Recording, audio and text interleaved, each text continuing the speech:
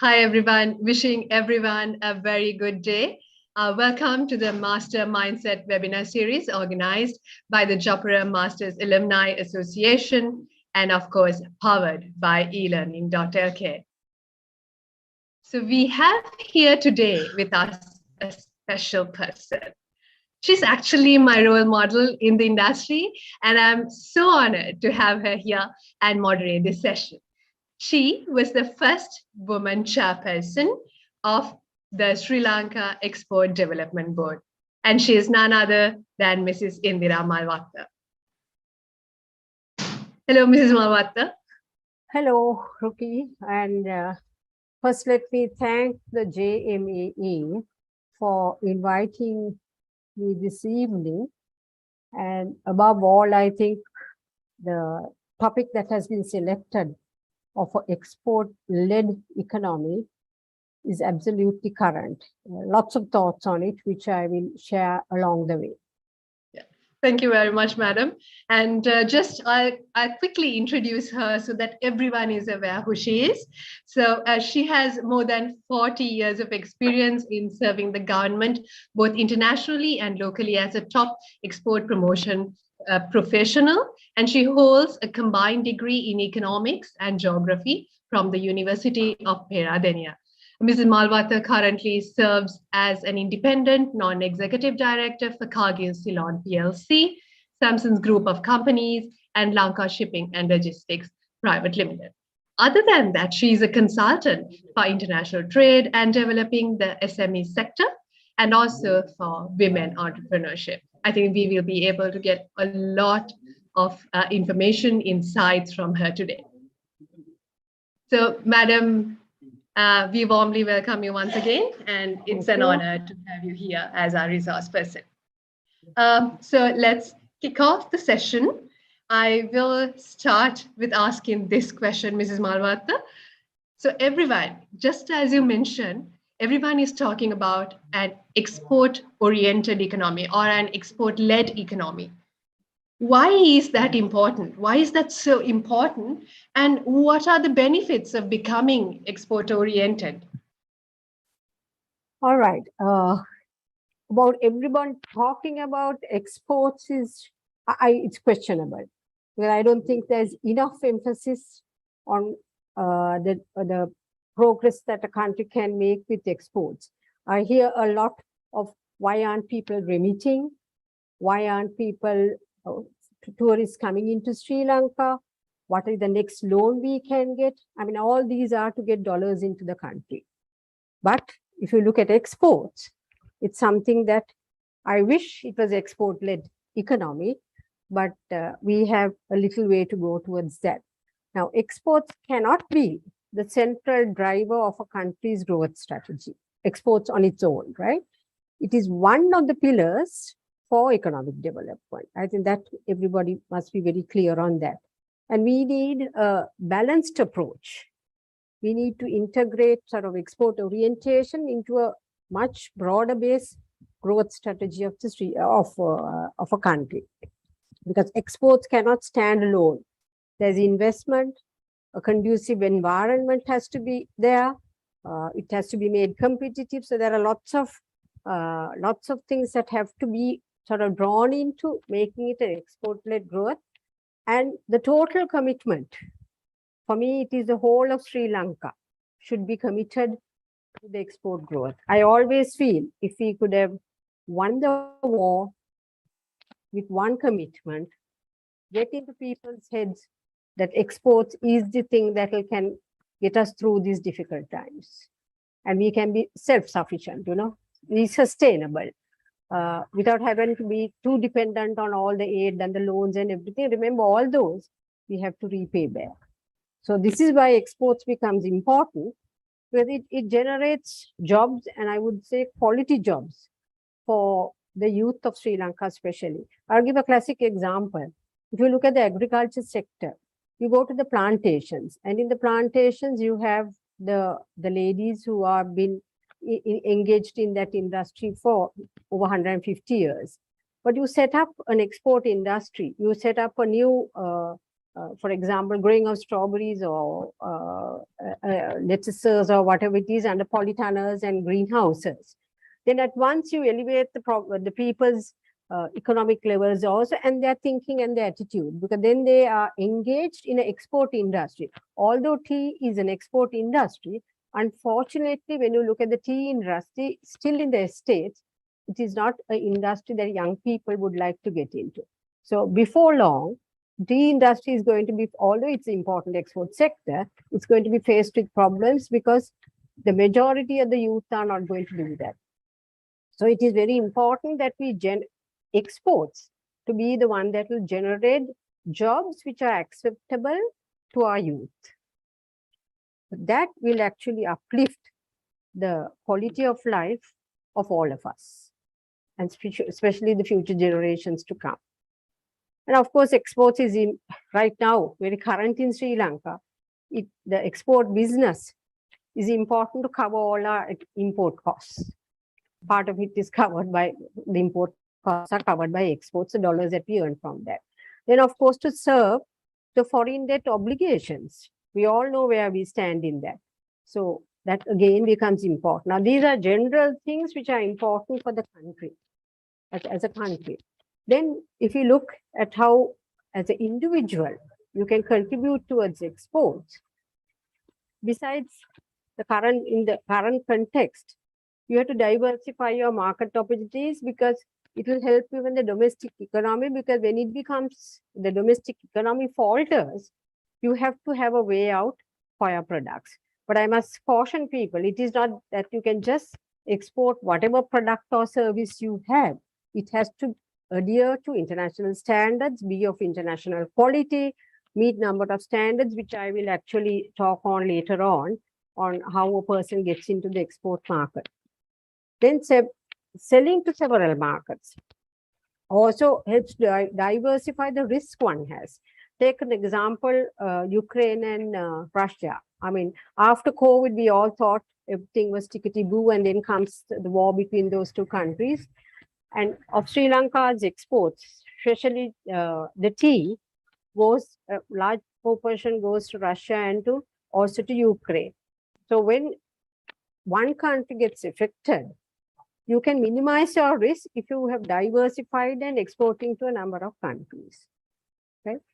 Then the reduction in production costs even for your domestic industry, because if you increase the purchase volumes for your raw material, it helps you to sort of negotiate better prices, get better quality, and also their delivery times. An export company will have its doors open for foreign suppliers who will look to you to supply goods. And of course, that in turn will help your domestic industry also. Then another factor why one should get into exports is to use the surplus of production. Again, I caution, it's not just your production. You have to have a quality production of international standards, because whatever that is excess, when the domestic market crashes or falters and people don't have that purchasing power, then what happens is, if you are in the export market, you are not compelled to discount your products. You can still use that product and look at an export market.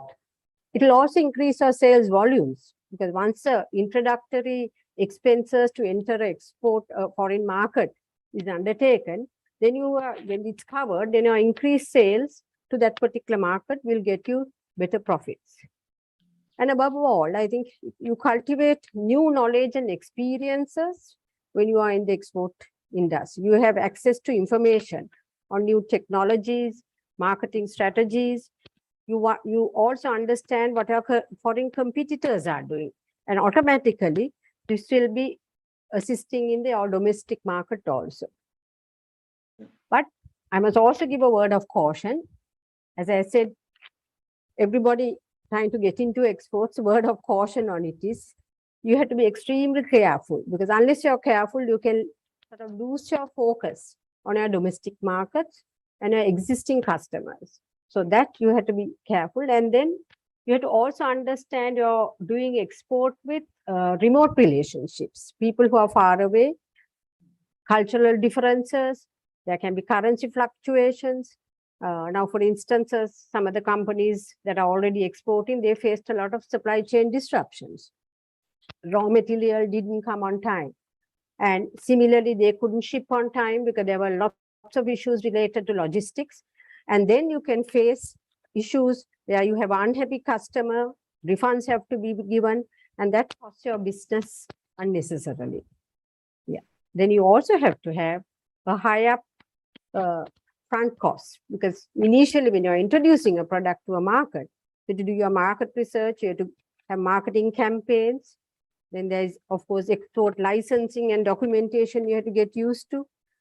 Meeting international standards, which I am a strong believer that you should not be giving the domestic market cheaper quality and have a different standards for the export quality. So whatever you produce, if you start producing, targeting an export market, automatically the local consumer also gets a better product. Then this homegrown thing and import substitution, all that does not come in because you're happy with the export quality that you have within you. So there are lots of benefits, but we have to be committed towards exports. Not only us, the government has to be committed that a conducive environment is given to exporters. Yeah, definitely. So I believe that if government people are seriously looking on viewing this webinar, they will understand what is actually required. And also, it is not only that exports we need, it's just one pillar that everybody is just talking about it without knowing what is the actual situation is. Yeah, just like you mentioned. And also, when you were talking about government support and all of that, and we see a lot of strategies drawn up. And it can be, with international organizations, maybe international organizations come here and do a market research on all of that and develop their own strategies. And then maybe the exporters get together and with the institutions, they develop strategies as well. But however, how much of strategies we have, how good is that? Having strategies, implementing that, and taking time to implement, and the commitment we require from the government, the officers, as well as the exporters. What do you like to say about it? How is it supporting, and what are sort of the issues we have? Yeah, now strategies is something, I think we are experts on drawing up several strategies. With reference to the export sector, so there have been strategies and strategies. Any strategy is useless if you cannot implement it and monitor it closely. And it has to be relentlessly pursued. So, I mean, that is something, the best strategy that you may draw, it can be just sheets of paper and up on a shelf or something. So, I don't believe in us drawing so many strategies, but you have to have a strategy drawn up, and then the commitment. It cannot be the organization which is, for example, here, the Export Development Board can't sit on its own and draw up a strategy because it's just a facilitator. It is the people who eventually benefit are the exporters, and one organization cannot handle it because there are several organizations that get involved in exports. So for me, every officer in any government department related to export, it must be in their DNA. And they have to consider that this is critical for the economic development of our country and do everything within their possibilities to help an exporter to get the product out. Whether it's in quality, whether it's getting the raw materials from customs, whether it is agriculture products that have to come with quality. So right throughout the sectors in Sri Lanka, they have to be totally committed to getting exporter assisted to get their products or services out. It's not only products, it's also services. Now, for example, you take the IT sector. Now, when we drew up the export strategy for 2015 to 2022, which is a 5-year strategy, I must say we took too long on it. But in the sense, because when we started implementing it, it took us a long time. And unfortunately, in our country, when there's a change in government, the strategies get shelved up. But there's a difference in this strategy, which was drawn up, the 5-year strategy from 2018 to 2022, which was to achieve a US dollars 28 billion, because it was not done by the EDB or the government. It was done in consultation with over 750 chambers, associations, exporters, government departments. Everybody was involved, and we took a long time because we took about 1.5 years with the consultations that we had to do. And we didn't restrict it to the Colombo exporters or the Colombo officers. It was right across from Jaffna to Dondra, to the east to the west. So there was a lot of consultation with the stakeholders. So when a strategy like that is done, and I must also mention this, it was not only limited to, we also consulted the different political parties, because this was something we didn't want anybody to change. It's not cast in stone. I mean, it's a revolving one, but the basic strategies are there. Things haven't changed immensely in Sri Lanka to change the strategy, but maybe post-COVID, you have to relook at the whole thing and start implementing it. Because if we are going to still draw up another strategy, it will take another month of Sundays. And by the time that strategy is done, there may be a change in government. And then we relook at a strategy. This is not relevant only to exports. For me, it is relevant to most sectors, most strategies drawn up within our country, which is very unfortunate. All the professionals put in so much time and energy, and then it can be thrown off overnight. A new strategy comes in. I mean, we have all, in the recent past, we have all realized it, right? So when we decided on selecting the products and the services too, we had a lot of consultations with the industry. We selected the electronic and electrical industry. Then we were the IT and the BPM sector, because we thought the knowledge economy is very important, and we wanted to keep the IT graduates who come out from the universities and from other institutes to be within Sri Lanka, and for them to have a good job where they can be well occupied. We looked at the boat building industry. And if you recall, Sri Lanka has been in the boat building industry for donkey's years, in the sense when traditional boats used to sail to Sri Lanka to take the spices and the elephants and the gems and all that. There was boat repairing going on in Sri Lanka even then, so many decades ago.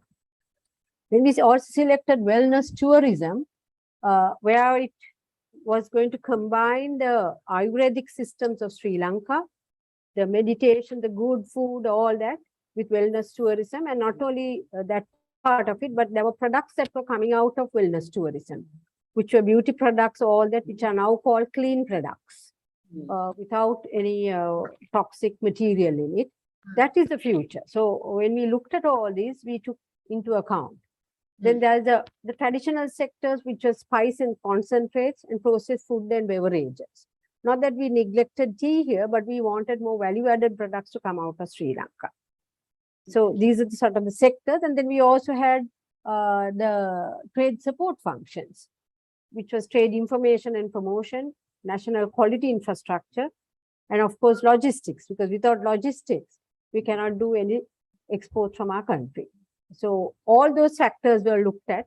And above all, we looked at all the policy and regulatory bottlenecks that have been faced. So here, there's no money itself involved. I mean, there were budgets allocated, but lots can be done without the finances, because the policy and regulatory bottlenecks don't need cash. They don't need finance. It is just changing the attitude of most officers, as I said before, to be able to be helping an exporter. For example, if you are going into the IT industry, by the electrical or electronic industry, sorry, by the time you get certain parts to do even a sample, you take a month of Sundays to clear it. By that time, that is outdated. So the clearance at the borders have to be done immediately. So this is the support I'm seeking from government officials for them to be committed into it.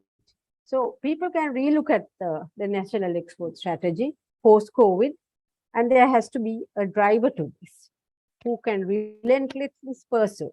If you look at Korea as an example, where President Park had once a week he had the meetings, and he saw to it that whatever that the cumbersome procedures faced by the exporters were resolved. So this is something extremely important that we will have to do. For this, for all this, we have to have a conducive environment. Definitely. Yeah. All right. So it's basically, even from the last webinar, we understood that it's a lot of attitude. It's a lot of attitude on positive and doing things right at the first time. Likewise, a lot of attitude things which we need to fix regardless of whatever we do. And these are things that can be fixed, irrespective of what is going on in the country. We can fix it, this is which is sad. You don't need it's sheer commitment by everybody, the low-hanging fruits, as you said. Yeah. So now from we know that Sri Lanka has been a nation who was very much into international trade, and we as a nation have many multilateral, bilateral trade agreements. So how would that benefit the exports, the exporters, the export market as well? Are we actually utilizing it to the maximum? On the free trade agreements and other multilateral agreements, especially the free trade agreements, there are lots of issues, the domestic industry comes up in arms when you talk of free trade agreements. But to achieve the optimum benefit for the country, if these agreements are negotiated very, very carefully, taking into account the asymmetries between the economies, so that it will enable a win-win solution to all countries involved. Now, I would take an example. You take the Indian Free Trade Agreement. What a lot of issues we had when we had to implement the Indian Free Trade Agreements. There were people on the streets all against the Free Trade Agreement, that we'll have a flood of products, flood of people. Because remember, free trade agreements are not limited only to goods. It can get extended to services. This is what we found in the Singapore agreement. People are very scared of the services. It's so unfair. A Sri Lankan doctor can go to UK and practice, but we will resist if a doctor from UK or some other country comes into Sri Lanka to practice. But if you have an agreement between a country, you can't have it one way. It has to be both ways. So therefore, people must understand, when we have a very small market in Sri Lanka, that economies of scale won't destined for us to go into production unless we have export markets. And for the export markets, if we can enter a market at zero duty, there's a competitive advantage. You take, as I said, India. Don't we feel very proud when you go into India and see about 175 stores with the sea green damro in Indian cities? Now, that was possible only because of the free trade agreement. And why did he succeed? Not that India doesn't have a furniture industry. He succeeded because he used European designs and was able to give the European designs of that quality at a better rate, and the market was closer. It was just India, just next door. So the logistics wasn't, and the freight rates and things are very, very, very cost effective. Similarly, you look at strawberries. Now, who would think we can export strawberries to India? Who would buy strawberries in India? So you look at the south of India, it's very much closer for fresh fruit and vegetable to get to the south of India, rather than them trucking it down from the north of India. And then you have to look at the products also. Now, for example, strawberries, there was a 25% duty when it came from Australia. But from Sri Lanka, it was zero duty. And it also preserved the freshness of the berries because within an hour it could get across to an airport in India. So there are certain products that you have to identify within the free trade agreements. Similarly, the European GSP Plus is something that we have to take full advantage before it goes off. As it is, it may not, because we have been lowered down to a lower income country. Otherwise, in 2 years, we would have been affected by it. But when you look at the EU, don't look at only the 26 countries. For us, EU means it's Germany, France, Netherlands, countries like that, Italy. But it has 26 other countries other than the UK. So look at the other developing countries within the EU where some of our products can be very well taken. So don't neglect other countries within the EU. Don't look at only the rich countries within the EU. So there are lots of opportunities if we work out our agreements properly so that there's a symmetry and we have a win-win situation for both countries who are in a FTA. So definitely it's about market diversification. And also, Mrs. Malwatte, we know that a lot of imports are for re-exports. I think somewhere around 80% or more than that. And how is the homegrown policy affecting this matter, being 80% export for re-exports on the imports we are doing? And also, we know that you touched this a little bit earlier when you were talking about becoming an export-oriented economy. It's about the quality of the products. So if you could tie that together, the quality of products and standardization, where they play a very pivotal role, how is homegrown policy affecting us, as well as what we can do to increase the quality of products in Sri Lanka and standardize them? Coming from my background, I firmly believe in export-oriented policies have fared much better than other policies like homegrown or import substitution. Because exports actually increases performance across the entire economy, as I said before, and it is considered the engine of growth. But paying lip service to that is not this thing. We have to actually start paying serious heed to what it is. It's not only the exporters who get affected by low quality imports or this homegrown policy, because even the domestic industry needs, the local manufacturers need access to cost-effective quality raw materials.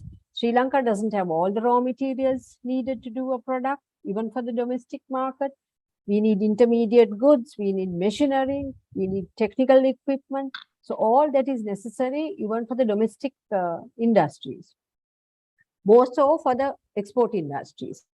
Now, if you take an example of the textile industry of Sri Lanka, I'm sure all of you may not be even knowing it. We had two textile factories in Sri Lanka called Wayangoda and Pugada Textiles. And we had such horrible material coming out of those two textile, very low quality material, which even as a Sri Lankan, you couldn't you were not happy with it. And but as a result of the apparel sector opening up and the imports of the material coming into Sri Lanka, we started the apparel sector. At that time, it was a cut and stitch operation. But now they have moved into a total solutions provider and accepted internationally within the first 50 countries who are having a successful apparel sector. So if we continued with the homegrown policy of doing our own textiles, not being able to manufacture everything within the country, we would have still been where we were. And 40 to 45% of our export earnings is from the apparel sector. And they have been smart because they have also, to contribute to the homegrown, what they have done is, they have, for example, at Iravur, there's a whole textile zone starting, so that we have also our textiles done in Sri Lanka. The material will be done in Sri Lanka. So if we didn't start at that initial time to cut, stitch and export, we would have never had a backward integration coming into Sri Lanka.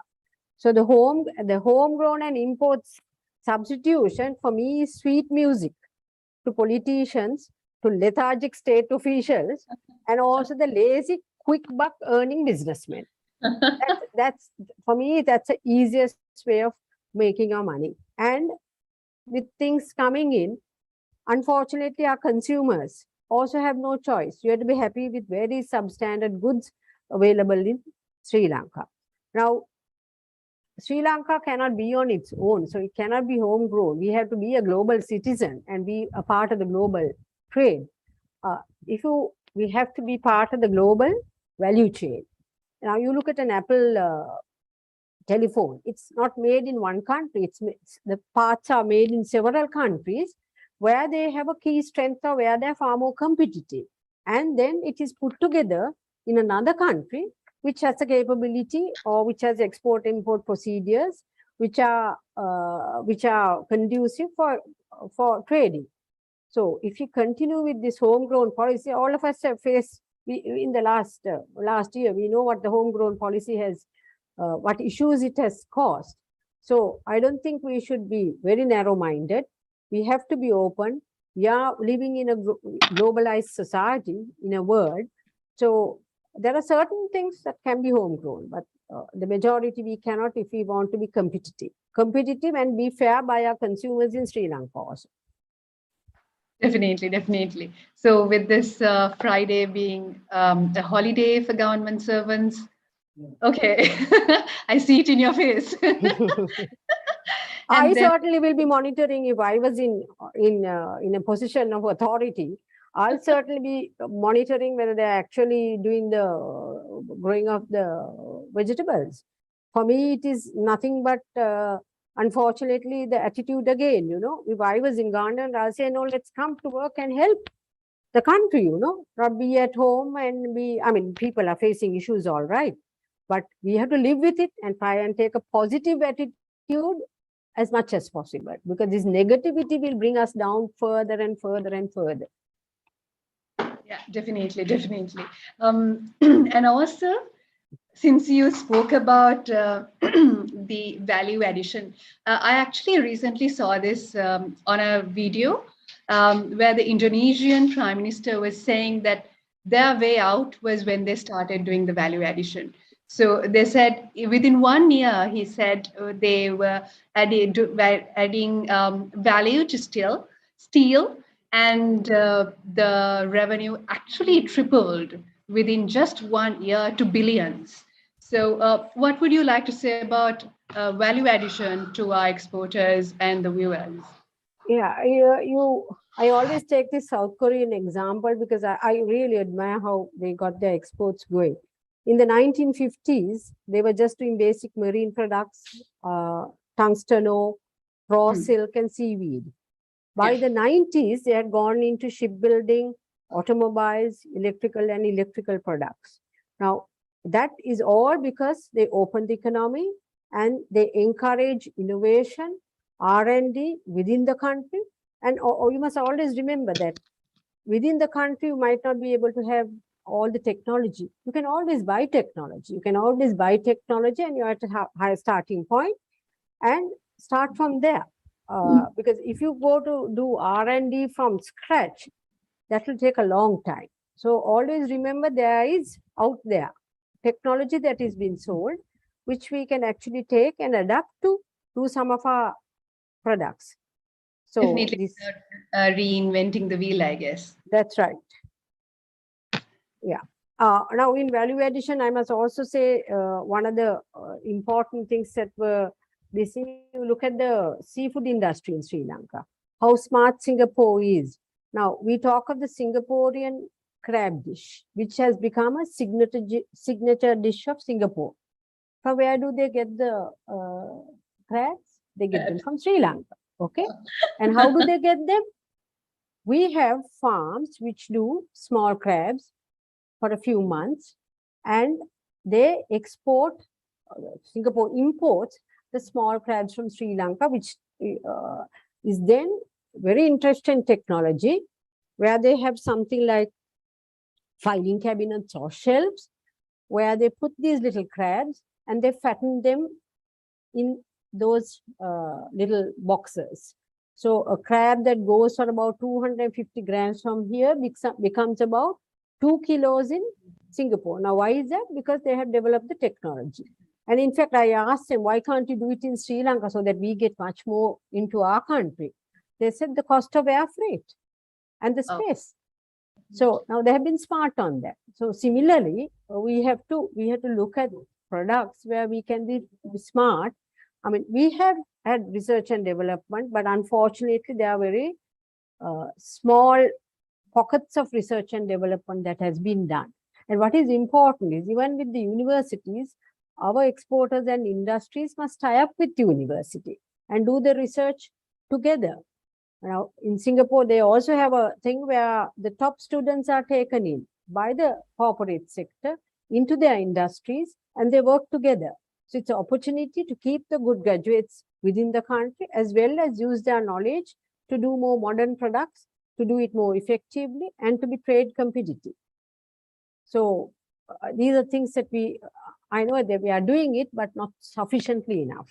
And in order to do that, there has to be encouragement given to the private sector to do so. Understood. So since you spoke about how individuals can contribute to the exports or the export industry, I would like to know your thoughts on how actually a layman can help in the industry, and how also a person who would like to join the export industry, how can they become exporters? What are the procedures? And they say that it's really hard to get in. So, but I heard that you said it isn't very hard. What are your thoughts on it, Mrs. Malwatte? It isn't very hard if you're committed to do it, right? It isn't very hard. So I think first what a company, now what lots of our companies try to do is they have a domestic product or a service locally, and they try to plug that into an export market. And that is where they go wrong. Because each market has its different qualities, different ways of doing business. So one thing we must remember is, just because it's a successful product in Sri Lanka, you can't just take it out and market it in another country. Now, for example, you take the jewelry sector. Whatever that jewelry that is manufactured in Sri Lanka, which is mainly of 22 karat gold jewelry, we do it because we have a value given to the gold. So therefore, more than the designs or whatever it is, the value of the gold is very important. But if you try to take that 22 karat gold jewelry with its ornate designs to a market like Germany, you are a failure, because the Germans prefer silver jewelry and they prefer very geometric designs. So you have to understand the market that you're exporting to first. So you can't just take any product and go, this is where our people fail. So first you have to take an audit to evaluate the export readiness of your company. You look at your products and your services, as I said, which market you want to export to, take advantage of if there are FTAs or GSP plus or advantage in taxes, whether you can look at some of those products. Then you look at the resources available within your company. You may be doing a product like that, but maybe you could tweak it or you do some product adaptation and then it will be suitable for an export market. Then you also look at the resources outside your company who can help you with some of the product, some of the items that you need to go. Then do you have certification? If it's agriculture product, don't think of exporting if you don't have certification, especially if it's a fresh product. You have to have the global gap.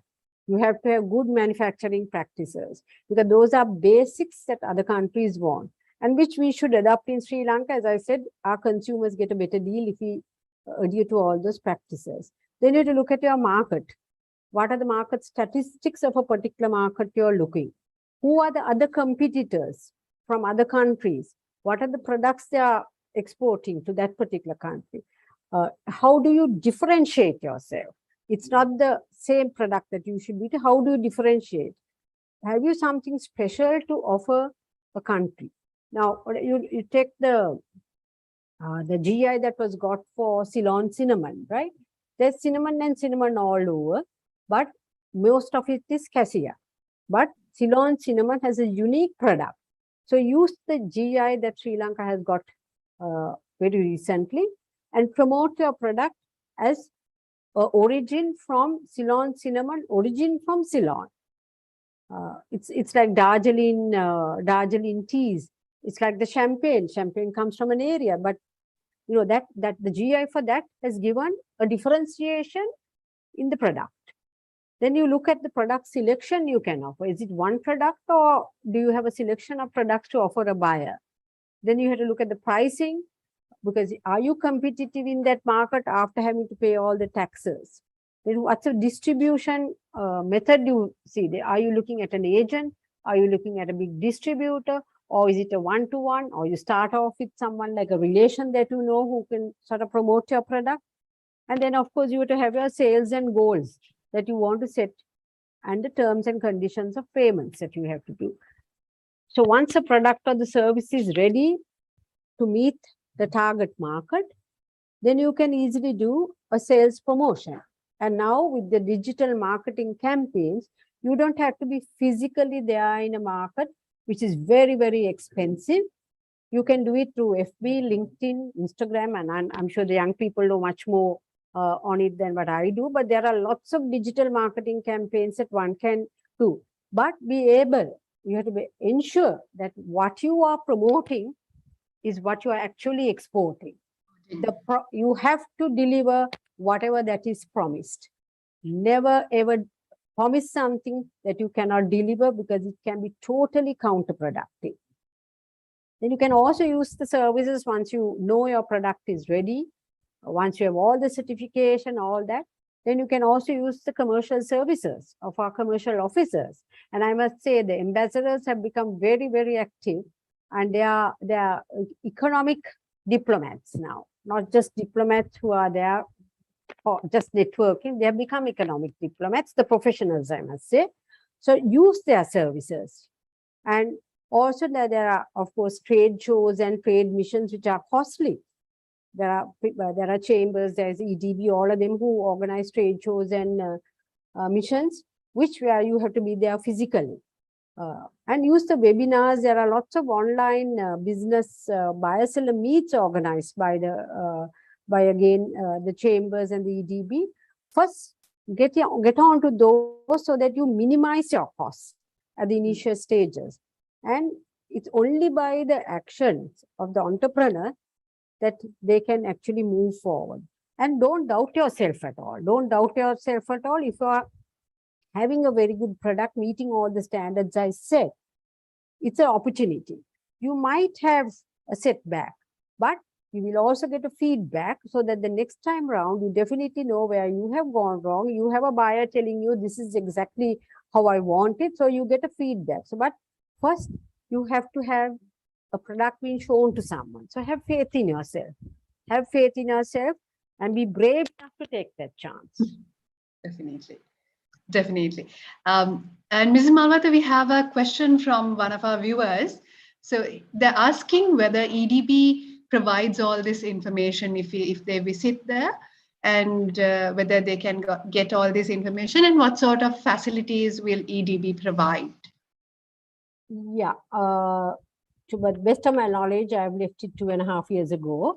But to the best of my knowledge, we had a good set of officers who were trained for product development, for products, and also the market. So, I mean, if you take an example there, let's take spices. Now, if you think you're confident you have a good product with good packaging, adhering to those standards, you can actually visit the EDB or get them online. Check who the officer who is handling, because there are different divisions specialized in agriculture, export services, and industrial products. So you can visit, get to one of those divisions. For example, here it will be the agriculture division, and there will be an officer who handles the export of spices and spice concentrates. And that officer is knowledgeable. It's just that you have to extract the information out of the officer, and you could get information on the packaging. You could get information on what size packages have to be sent to a particular market. the quality requirements, the certification that is necessary, and also they will be in a position to say that these are the popular markets for this type of product, and also give insights into those markets. This is how you do it. Now, for example, if I send in something to Japan, it is helpful if it's not only in English, but there's something in Japanese. So in the packaging. And their package sizes are small because their families are small. They won't want 1 kilo of cinnamon. They might want 100 or 150 grams of cinnamon. So that kind of information is available within the EDB, and that's all free information. You don't have to pay anything. So it's a case of the interest of the prospective exporter and how you tap that officer and get that necessary information. Understood. And I would like to remind our viewers that you can ask your questions on the comment box, and we are live on YouTube as well as on Facebook. If there are any questions, you can jot it down on the comment box, and then we will pick it up and we will ask the questions from Mrs. Malwatte. And Ms. Malwatte, there's another question. It's about the opportunities you mentioned before. So what methods do you recommend to analyze an internal market for new business opportunities? Is there any internal market or external market? It says internal market, but I understand it should be external market for new business opportunities. I believe they're talking about diversifying their markets. And is there any recommended websites or organizations, as in the webinars, they're asking what sort of things where they have to look to find these webinars? I believe that you said it was organized by some buyer-seller meetings are also organized by the Export Development Board and the chambers, but I think they're asking about some international organizations who do webinars on these matters. Yeah, now our embassies, our respective embassies have a lot of very good webinars. And I think how you get connected to that, you have to be in touch with the Department of Commerce and the Export Development Board. So it's a two-way thing. It's like, it's not only the webinar and they talk about the particular product or the market, they also follow up with one-to-one meetings.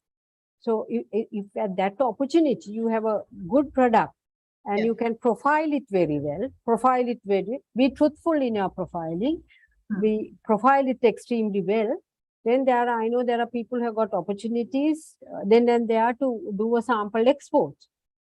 So I think what the opportunities that you work with the EDB, you work with the Department of Commerce, and of course chambers of commerce. There are two chambers dedicated to exports, which is the National Chamber of Exporters and the Sri Lanka Exporters Association of the Chamber of Commerce. Now, they too have a number of inquiries that come into them. Unfortunately, we haven't had missions coming into Sri Lanka, but there are outward and inward missions that are there. So right now, it will be more on digitally that you could find a buyer. And for that, you have to have your optics all done so that it becomes very attractive. But please offer only what you can deliver to them. Don't promise, don't overpromise, even in the quantities. So if you're a small person and you can only give, say, 50 packets of 150 grams of cinnamon, just promise what you can give. Don't say, oh no, if I get an order for 250, I can quickly collect it from here, there and package and send it. No, it will affect your quality, it will affect your company's name. So only offer whatever you can within your company and where you can assure them of the quality. I emphasize on quality because this is something that we have been weak. As a nation, we are weak on quality. Whether it's work or products or services, as a nation, unfortunately, we are weak on quality. We just want to do something and then just finish it off. You know? But when you're exporting, quality is something that you have to sleep over, think over before you do. Definitely, definitely. I hope I've answered. Yes, yes. And also another question from my end, actually. So how can we improve the trade competitiveness of SMEs to compete in the global market? I know you have been telling about it from the start, but if you could sum it up and give a couple of pointers for people who is joining, our viewers. I think the critical factor is to be innovative, to be trade competitive, because as I said, if you produce the same thing that your neighbor is producing and you try to export it, it won't work. It won't work.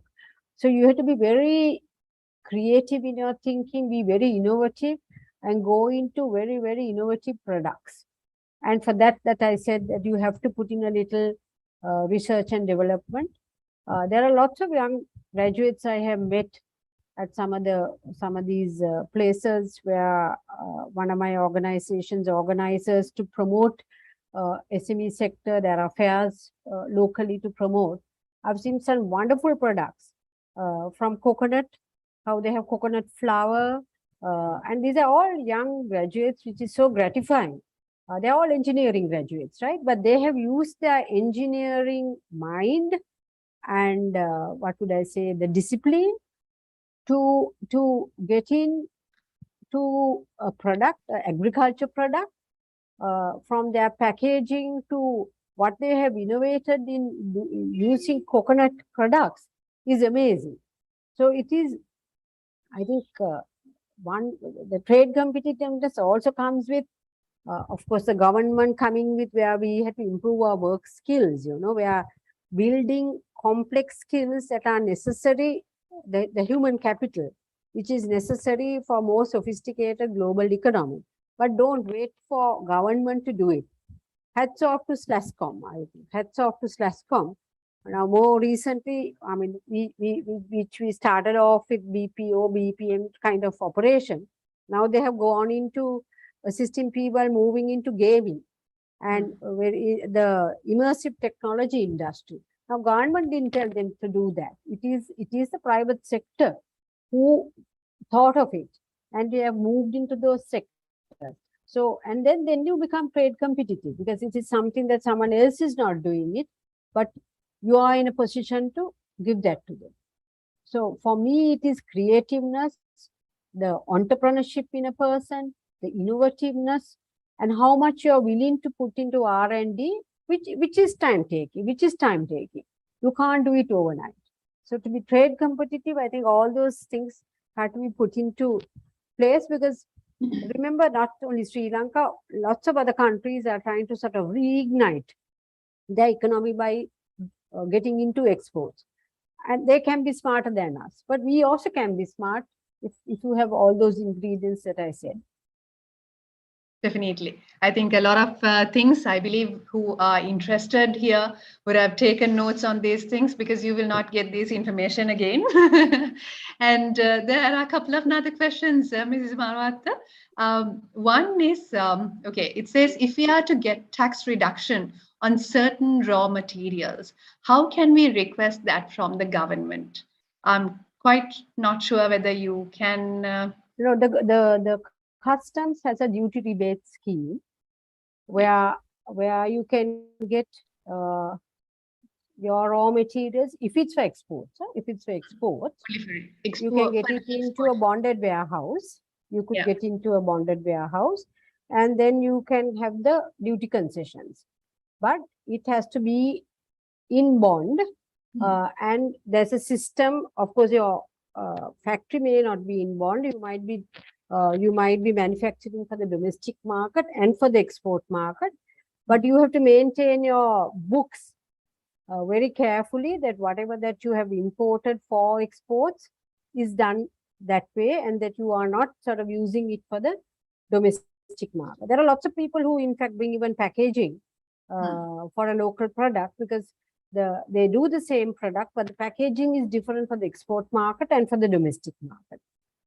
So this packaging, the same product goes into two packaged products. One is for the domestic, but one is for the export. So, but you account for the packaging that you imported for exports separately. So Customs has that scheme, and actually there is also, to get more information on this, you can go to the export There's the trade and export division of the EDB, where you can get this information, the number of, or go on to the EDB website. The website has, if you want to import certain products, raw materials, all that, how you do it, and you can always get the help of officer there of how you work yourself on that. I believe it's the trade information and trade promotion. That's the trade information. You're right. And there's another question, Mrs. Malwatte. Okay, this is regarding packaging materials. So what they're saying is packaging materials are getting really expensive. Do you recommend outsourcing it from a country like China? Because we are scared if we can't open LCs, we cannot bring them down to Sri Lanka. If it's for export, they should certainly be allowed. Sri Lanka has a good packaging industry, I must say. Sri Lanka has a good packaging industry because that's also an export product of ours. Because when you look at all the tea companies in Kenya and some of the African countries, all their packaging is exported from Sri Lanka. So it depends on what the packaging is. If it is not available, you'll obviously have to outsource it. And again, if it is brought to a bond for exports, or you don't have to pay foreign exchange, you come to an arrangement where you don't have to pay the foreign exchange, then it goes back to the buyer. Or you can always ask your buyer to send the packaging material, because that's one way where dollars out of the country won't go. And then the import control can give you permission if the packaging is only for exports and there is no dollars paid for it, it comes as no foreign exchange basis. But first they will check whether it's not available in Sri Lanka. That will be checked. Definitely you will need checkpoints. Yeah. And also there's a quick question because we have only about 3 minutes more. The importance of BRC certification. That if you are doing to UK, I presume it's the UK certification he or she is talking of, it is important. It is, international certification, whether it's BRC or whether it's global gap, is extremely important. A case in point, when I left government some time ago, I was in an exporting company. I myself was an exporter, like anyone who is listening to this or interested in exports. And we were doing strawberries. And we were the first company to have got the Global Gap certification in Sri Lanka. We just had this, we couldn't do it professionally. We just did a sticker and put it in our booth that berries were Global Gap certified. Just that. And what a difference it made. That is because there were so many others. We weren't the only berry people. There were so many others who were around who were not certified. So certification means food safety. Is food safety for people to be able to, and especially something like berries with a very soft skin. If you're Global Gap certified, you are able to market it better. Similarly, BRC, it is a certification both for your importer and for the consumer to say that you are having something absolutely safe, because it has gone through a process of checks and balances during production, from the harvesting to production, all that it has gone through this process, and therefore you're absolutely sure what the product you're using, whether it's consumer, whether it's something that you consume or whether it's something that you handle, that it is absolutely safe, like using non-toxic paints for children's products. All that has to get certified. So BRC is important depending where you're exporting to and whether the buyer wants that particular certificate. Just don't do the certification if the buyer doesn't want it. Speak to your buyer and ask what certification do they require in that particular market.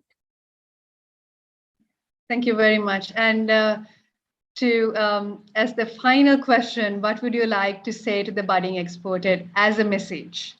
I think the entire webinar was actually a consolidated message, but yeah. Yeah, for me, it is take that leap of faith. Have faith in yourself as long as you do a good product. As I said, all those things that you need to have in a product or a service, and have confidence in yourself that that you can export. You try your export. First one might be a failure, but you learn from that. You learn from that. Always speak to the buyer. If he has wanted it, you have sent it, and he says, I don't want it again. Ask them what it is, and then improve. So continuous improvement will eventually get you to reach there. There are exporters who have tried, for example, the safety belt, the little, the safety sensors that are done for safety belts in Sri Lanka. I mean, that exporter tried more than 15 times with his buyer, and eventually he succeeded. So never give up. Awesome. I think that's the message we have. Never give up and take that leap. And thank you very much, Mrs. Malwatte, for joining with us today. And we are honored to have you here once again. And I hope all our viewers had a very good understanding on exporting and the markets and what you have to do as well. And thank you very much to our viewers for very interesting questions. I believe we have answered your questions thoroughly. And if there's anything, you can reach out to us so that we can ask Mrs. Malwatte about your questions and revert back to you. And yeah, so it was an interesting session, Mrs. Malwatte. It was a pleasure to have you here today. And good luck to the prospective exporters of Sri Lanka. We all need you for the country. And have a positive attitude. Thank you for inviting me. Thank you very much, Mrs. Malwatte. And we will conclude our session today on the Master Mindset webinar series organized by the Japura Masters Alumni Association and also powered by Elearning.lk. And stay tuned for the next webinar. Until the next webinar. Thank you very much. Stay safe. Thanks. And good night. Thank you very much.